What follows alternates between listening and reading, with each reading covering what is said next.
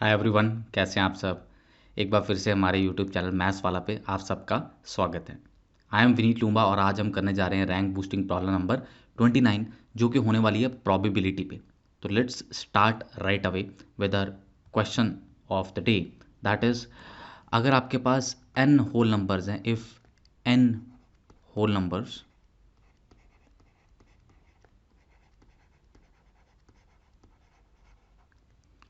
Are taken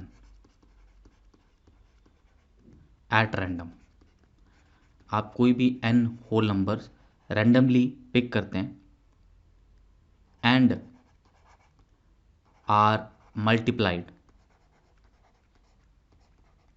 और उनको आप मल्टीप्लाई कर देते हैं। ठीक है, रैंडमली पिक करते हैं और फिर आप उनको क्या करते हैं, are multiplied together. Then find the probability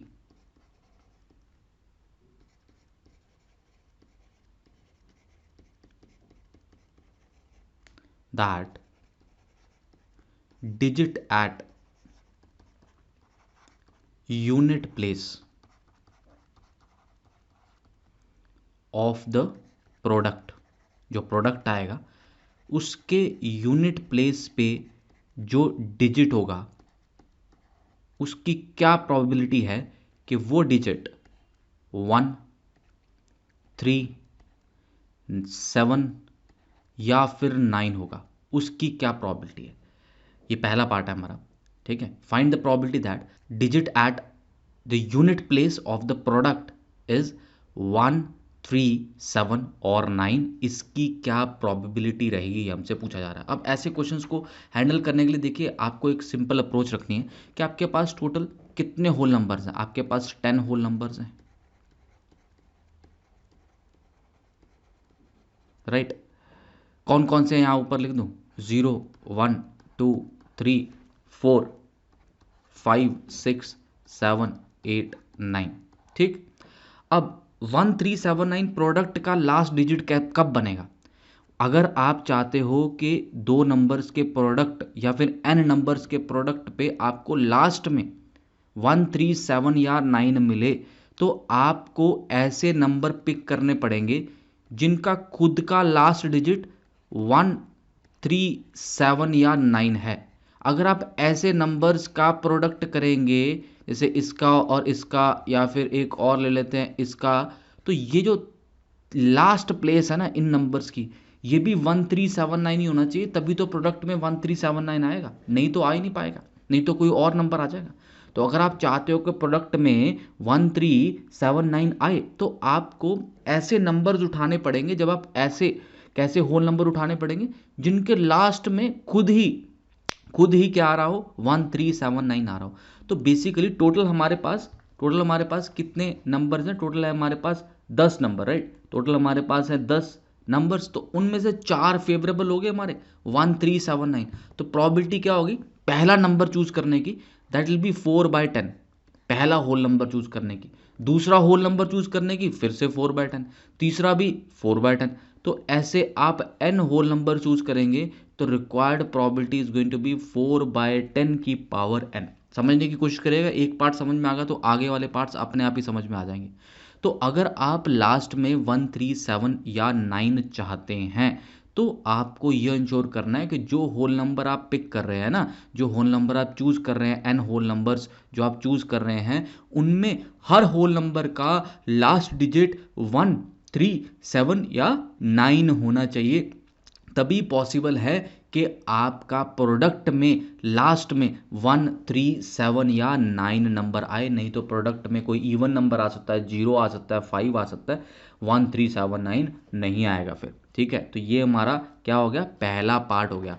मान लीजिए आपको मैं क्वेश्चन को चेंज कर देता हूँ और दूसरे पार्ट में मैं आपसे बोलता हूँ कि लास्ट में 1 आ सकता है, 3 आ सकता है, 5 आ सकता है, 7 आ सकता है, 9 आ सकता है। मान लीजिए ये सारे अलाउड हैं। ठीक है, अब आप फिर से देखिए कि अगर आप लास्ट में प्रोडक्ट में प्रोडक्ट का यूनिट डिजिट अगर आप 13579 चाहते हैं, तो इंडिविजुअल होल नंबर्स में भी आपको 13579 में से ही कोई ना कोई चूज करना पड़ेगा। तो टोटल 10 में से इन्हीं इन्हीं पे एंड होने वाले नंबर्स आपको पिक करने पड़ेंगे। तो 5/10 की power n, that will be the answer for the part when we are choosing 1 3 5 7 9। इस तरह के नंबर में अगर हमें प्रोडक्ट में लास्ट में 1 3 5 7 9 चाहिए तो हमें होल नंबर्स के लास्ट में इंश्योर करना पड़ेगा कि 1 3 5 7 9 ही आए, नहीं तो फिर ये पॉसिबल नहीं हो पाएगा। तीसरा, मान लो आपको बोलता है 1 2 3 4 6 7 8 और 9, ये सब आ सकते हैं। मान लो आपको बोल रहा है ठीक है कि ये सब आप रख सकते हो। तो भाई ये सब कब आएंगे? ये सब तभी आएंगे जब आपके एंड होने वाले जो नंबर्स हैं उनके लास्ट में यूनिट डिजिट में यही वाला होगा, तभी प्रोडक्ट में भी यही नंबर्स आपको दिखेंगे। तो इस बार फेवरेबल केसेस कितने हो गए?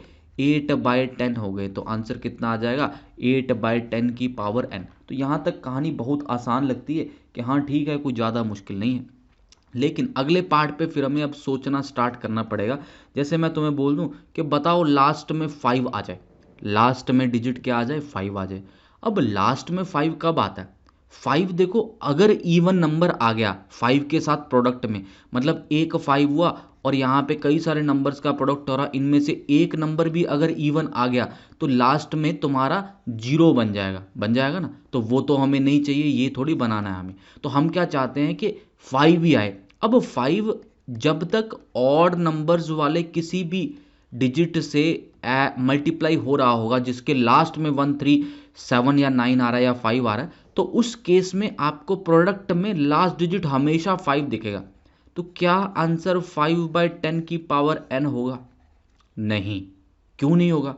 अरे क्योंकि इसमें ऐसा भी तो हो सकता है कि आपने इन्हीं 4 में से चूज कर लिया हो, 5 को चूज ही नहीं करा। पर 5 को तो चूज करना जरूरी है ना, वो केस थोड़ी लेना है जिसमें आप 5 को चूज ही नहीं कर रहे। मान लो आप हर बार 3 पे एंड होने वाले डिजिट उठा रहे हो, तो मान लो 33 उठा लिया, 133 उठा लिया, 143 उठा लिया, सबका प्रोडक्ट करोगे तो लास्ट में 5 थोड़ी आएगा। तो लास्ट में अगर 5 लेके आना तो 5 को जरूर इंक्लूड करना है। मतलब इसमें से वो केस हटा देते हैं जब हम 5 को इंक्लूड नहीं कर रहे हैं। तो हमारा आंसर क्या बनेगा? 5/10 की पावर n माइनस 4/10 की power n, that will be our answer. मान लो इसी तरह से मैं आपको बोलता कि लास्ट में 0 आए, ठीक है, लास्ट में डिजिट में क्या आए? 0 आए। अब 0 का काम बहुत आसान है। अगर मैं टोटल में से, प्रोबेबिलिटी वैसे तो मेरी 1 ही होती है ना, प्रोबेबिलिटी कितनी होती है? टोटल 1 होती है। तो अगर मैं 1 में से वो केस माइनस कर दूं जब लास्ट में मेरे 1 2 3 4 6 7 8 9 ये आ रहा था, या फिर जब लास्ट में मेरा 5 आ रहा था, है ना, जब लास्ट डिजिट ये वाले आ रहे थे, तो ये दोनों केस अगर मैं माइनस कर देता हूं तो आंसर आ जाएगा। अब तुम देखो 1 2 3 4 6 7 8 9 वाला तो तुम ऑलरेडी कर चुके हो, दैट इज 8/10 की पावर n। तो एक तो ये माइनस हो गया, फिर लास्ट में 5 यही किया हमने, अभी डी पार्ट जो किया वो लास्ट में 5 ही था, तो ये भी माइनस हो जाएगा 5/10 की पावर n, और ये माइनस माइनस प्लस हो गया 4/10 की पावर n। तो ये हमारा क्या आ जाएगा? जब लास्ट में आपके पास 0 आ रहा है तो उसका आंसर आ जाएगा कि लास्ट में लास्ट डिजिट प्रोडक्ट का 0 कब बनेगा। ठीक है, मान लीजिए आपको बोल दिया कि लास्ट में आपको 2 4 6 या 8 चाहिए। अब देखो इवन नंबर कब आएगा, इवन नंबर कब आ सकता है? देखो इवन नंबर आने को अगर आप हमेशा चाहते हो कि लास्ट में 2 4 6 8 आए, तो आप 2 4 6 8 1 3 7 9 इनमें से कोई भी चूज कर लो प्रोडक्ट में। देखो इन आठों का अगर कहीं पे भी प्रोडक्ट लेते हो इन 8 में से चूज करके, तो हमेशा हम बोल सकते हैं कि लास्ट में, बिकॉज इवन इंटू ऑड का प्रोडक्ट भी तो इवन ही होता है, इवन इंटू ऑड का प्रोडक्ट भी क्या होता है? इवन ही तो आएगा। तो 2 4 6 8 आ जाएगा। 5 नहीं रखने का, क्योंकि फिर 5 और इवन तो 0 बना लेंगे ना, वो नहीं चाहिए हमें, हमें 2 4 6 8 चाहिए। अब बात यह है कि यार अगर चूज करते करते तुमने केवल यही 4 चूज कर लिए 1 3 7 और 9, फिर थोड़ी इवन बन पाएगा। कम से कम एक इवन तो लेना बनता है ना। तो वो केस अब हटा दो जब तुम केवल और केवल इसमें से ऑड वाले ही पिक कर रहे हो। ठीक है, तो वो केस हमारा हट गया 4/10 की पावर n। तो इसमें आप इवन और ऑड दोनों रख सकते हैं, लेकिन आपको ये इंश्योर करना है कि कम से कम एक इवन जरूर आए। ठीक है। लेट्स से मैं बोलता हूँ कि प्रोडक्ट हमारा ऑड बनना चाहिए जी, है ना, ऐसे बोलता हूँ कि प्रोडक्ट इज ऑड।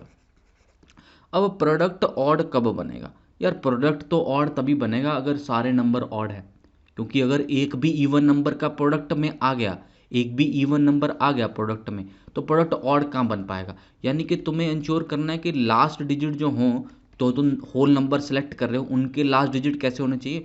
13579 वाले होने चाहिए। तो मतलब प्रोबेबिलिटी क्या आएगी? 5/10 की पावर n आ जाएगा। एक और कर लेते हैं।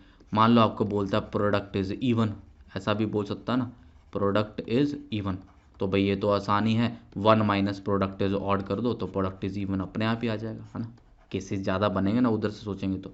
1 minus when product is odd, that will give you the final probability of when the product is even. ठीक है, तो इस क्वेश्चन को हमने हर तरह से एनालाइज करने की कोशिश करी है। अगर आपने प्रोबेबिलिटी पढ़ा हुआ है अच्छे लेवल पे, जेई लेवल पे, तो आपको डेफिनेटली समझ में आ गया होगा। अगर नहीं पढ़ा है तो आप थ्योरी पढ़ सकते हैं ना प्रोबेबिलिटी की, और फिर इस क्वेश्चन को देख सकते हैं। ऐसे और कई सारे क्वेश्चन आपको प्ले लिस्ट में मिलेंगे, जो प्ले लिस्ट आपको नीचे डिस्क्रिप्शन में दिखाई देगी। चैनल को सब्सक्राइब रखें और नए वीडियोस आते रहेंगे। Thank you, bye bye, do take care of yourself.